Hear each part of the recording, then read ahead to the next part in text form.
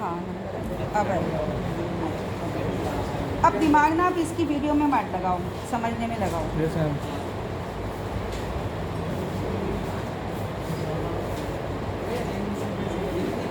Ma'am यही है structure.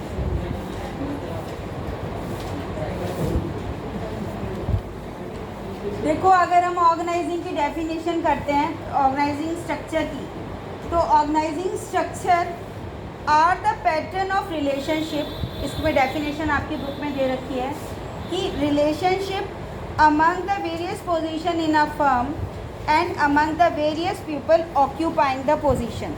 एक ऑर्गेनाइजेशन में जो अलग अलग पोजीशंस हैं, जैसे आप अपने स्कूल में देखते हो कि एक स्ट्रक्चर है, एक प्रिंसिपल होता है हेड, फिर उसके बाद सीनियर क्लासेस को जो पढ़ाते हैं वो पीजीटीज होते हैं, जो मिडिल क्लासेस को पढ़ाते हैं वो कौन होते हैं, टीजीटीज होते हैं, जो प्राइमरी को पढ़ाते हैं वो असिस्टेंट टीचर्स होते हैं, देन फोर्थ क्लास एम्प्लॉय होते हैं। ये सारी पोस्ट हैं, और इन पोस्ट ये जो पोजीशंस हैं, ये पोस्ट क्या है, पोजीशंस, और इस पे रहने वाले लोग, इस पे काम करने वाले लोग, इनमें एक रिलेशन है, कौन सीनियर है कौन जूनियर है। Principal is the senior most, है ना। तो ये सारा क्या है, वो पोस्ट और उसमें काम करने वाले लोग और जो उसमें रिलेशन है, इस सबको क्या कहेंगे, ऑर्गेनाइजिंग स्ट्रक्चर। क्या बोलेंगे, ऑर्गेनाइजिंग स्ट्रक्चर। अब ये जो ऑर्गेनाइजिंग स्ट्रक्चर है, शॉर्ट में मैं आपको बता रही हूँ कि ये दो तरह का होता है। एक तो फंक्शन के बेस पे होता है, एक तो हमने बोला पोजीशन के बेस पे, है ना। तो हमने बोला कि ये सीनियर है ये जूनियर है, फिर इसके बाद सेकंड क्या है, जो लोग वहाँ पे काम करते हैं, तो जो लोग काम करते हैं उनमें क्या रिलेशन है, कौन सीनियर है कौन जूनियर है, कौन किसकी सुपीरियर है कौन सबॉर्डिनेट है, किसके क्या राइट्स हैं, कौन किसको रिपोर्ट करेगा, इसकी भी एक स्ट्रक्चर होता है। ऐसा नहीं है कि हमारा जो है जूनियर जो टीचर्स होती हैं, चाहे वो टीजीटीज हैं या प्राइमरी टीचर्स हैं, हमारा उनसे कोई काम नहीं पड़ता। हमारा काम किससे पड़ता है, सीधा प्रिंसिपल से, सीधा वाइस प्रिंसिपल से, क्योंकि वो सब क्या है, हमसे जूनियर है। समझ में आ रहा है। ऐसे जो टीजीटीज हैं उनका हमसे भी नहीं वैसे ज़्यादा, पर फिर भी फॉर सम एक्सटेंट वो हमसे भी कई बात हो सकती है, लेकिन उनका प्राइमरी से कोई वास्ता नहीं होता। तो हु रिपोर्ट टू होम, ये सब डिसाइड करना, ये सब क्या है, ऑर्गेनाइजिंग। पहले स्ट्रक्चर बनाते हैं। देखो प्लानिंग में भी कोई काम नहीं होता, सिर्फ प्लान किया जाता है। ऑर्गेनाइजिंग में भी कोई काम नहीं होता, सिर्फ क्या किया जाता है, ऑर्गेनाइज किया जाता है। डिसाइड कर लेते हैं ये पोस्ट है, इनमें ये लोग काम करेंगे, इनके ये राइट्स होंगे, ये रिस्पॉन्सिबिलिटी, ये स्ट्रक्चर है, ये स्ट्रक्चर है।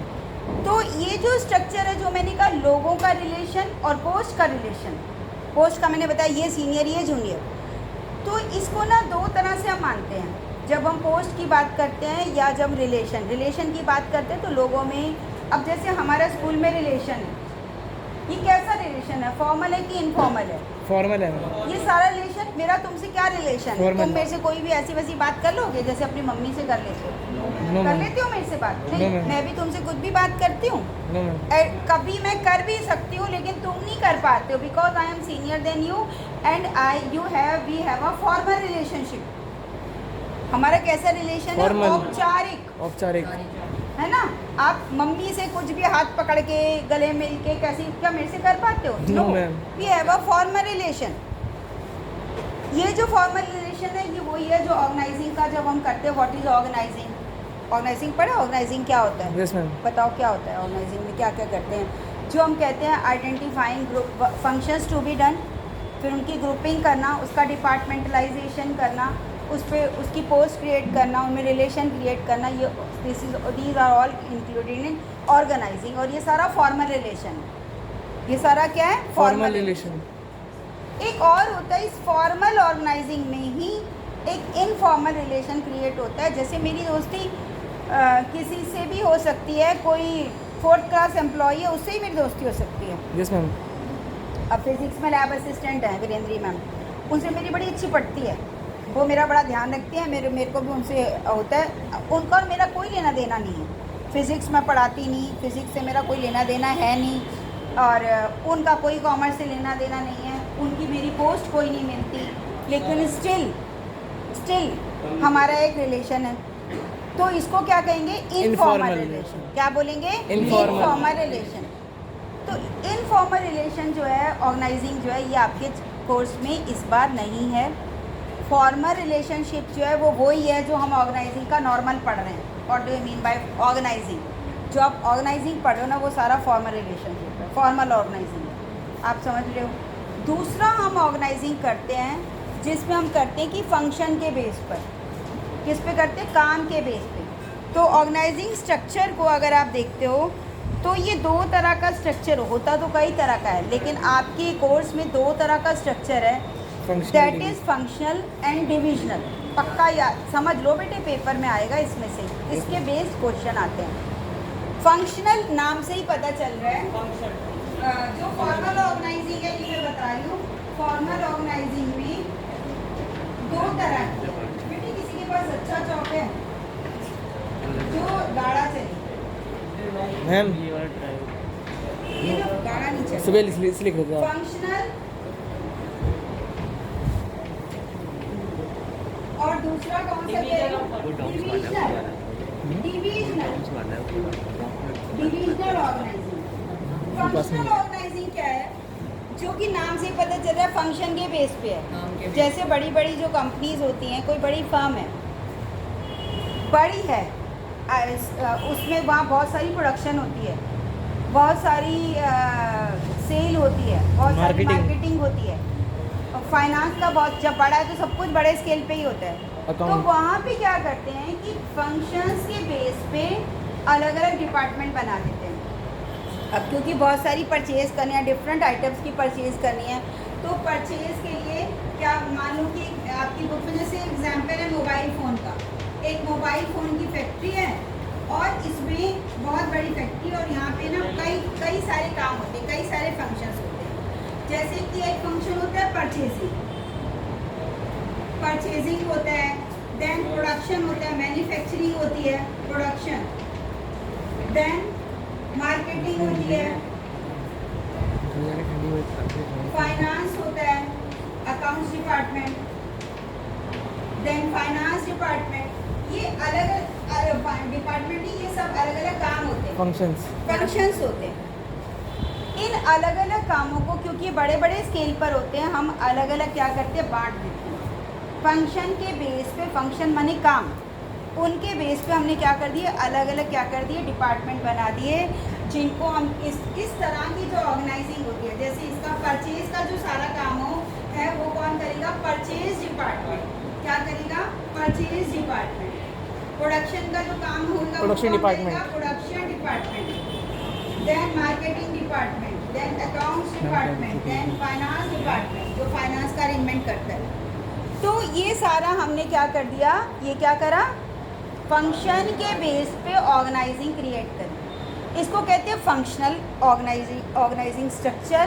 और फंक्शनल ऑर्गेनाइजिंग स्ट्रक्चर जो होता है वो वन प्रोडक्ट के लिए होता है जनरली। एक तो मैंने बताया बड़े स्केल पे जहाँ होता है, जहाँ पे हमें स्पेशलाइजेशन चाहिए होता है। अभी भी डॉक्टर साहब से बोला है, अभी भी यस। फंक्शन के बेस पे, जैसे परचेज के बेस पे हमने अलग बना दिया। अभी बेटे बात नहीं करो प्लीज़। ये जब स्ट्रक्चर बनता है तो इसको क्या कहते हैं, फंक्शनल। इसमें मैंने क्या बताया, एक प्रोडक्ट बनती है, याद रखो। जैसे मैंने कहा मोबाइल फ़ोन बनता है। अब मोबाइल फ़ोन बड़े स्केल पे बना रहे हैं, बहुत सारी चीज़ें उसके लिए परचेज़ करनी पड़ती हैं, बहुत सारा प्रोडक्शन होता है। तो ये इसमें याद रखोगे, एक तो लार्ज स्केल पे, और अगर केस स्टडी आती है और उसमें अगर वो 2 लाइनों में कहते हैं कि हमारी एक कंपनी है और वो जो है शूज़ बना रही है, एक ही प्रोडक्ट की बात कर रही है, और फिर बोलेंगे कि आप बताओ कौन सा फंक्शनल स्ट्रक्चर जो है वो यूज़ होएगा, तो आपको पता होना चाहिए कौन सा ऑर्गेनाइजिंग स्ट्रक्चर जो है वो यूज़ होगा, that is functional organising structure. समझ आ रहा है। लेकिन अगर इसी के साथ ही अगर कोई कंपनी ऐसी है जो ज़्यादा चीज़ें बनाती है, इसको लेट मी कंप्लीट इट। जैसे कि गोदरेज कंपनी है, गोदरेज जानते हो, गोदरेज। तो गोदरेज क्या क्या बनाती है, साबुन बनाती है, फ्रिज बनाती है, डेस्क बनाती है, अलमारी। मुझे आप बताओ कि गोदरेज क्या क्या बनाती है। मैम साबुन बनाती है, गोदरेज के 2 फ्रिज बनते हैं, इलेक्ट्रॉनिक आइटम्स, एल्मीरा बनती है, शेविंग क्रीम बनती है, गाड़ी बनाने वाला लेजर मैम जी रेजर बनता है, रेजर, यस मैम रेजर बनता है। गोदरेज की मेहंदी बनती है बाल लगाने वाली hair colour ma'am Godrej hair colour बनता है। और हेयर कलर। अब आपने चक्कर लगा देखा, था घर के। ये बहुत सारी चीजें बनाते हैं। अब अगर इतनी सारी और सब अलग अलग हैं, सब अलग अलग है, और अगर ये करे कि एक ही जगह सब बन रहा है तो बड़ा हौच पौच हो जाएगा, और साथ में ये भी दिक्कत हो जाएगी कि कौन किसका कौन, जैसे समझ Purchase लो किसका? कि एक प्रोडक्ट में लॉस हो रहा है, मान लो कि एल्मीरा बनाने वाली में लॉस हो रहा है और टोटल पता नहीं चल रहा है, प्रॉफिट जो हो रहा है कम हो रहा है, तो ये कहे एल्मीरा वाली डिपार्टमेंट, एल्मीरा वाले कहेंगे कि नहीं ये तो फ्रिज के कारण हो रहा है, फिर एक दूसरे के ऊपर क्या डाल देंगे, नाम डाल देंगे। तो अकाउंटेबिलिटी डिसाइड करने के लिए कि लॉस किसके कारण हो रहा है, कौन सी चीज़ से हमें क्या फ़ायदा हो रहा है, हम क्या करते हैं, अलग अलग डिपार्टमेंट बना देते हैं। जाओ बेटे। हम केले मिलते हैं।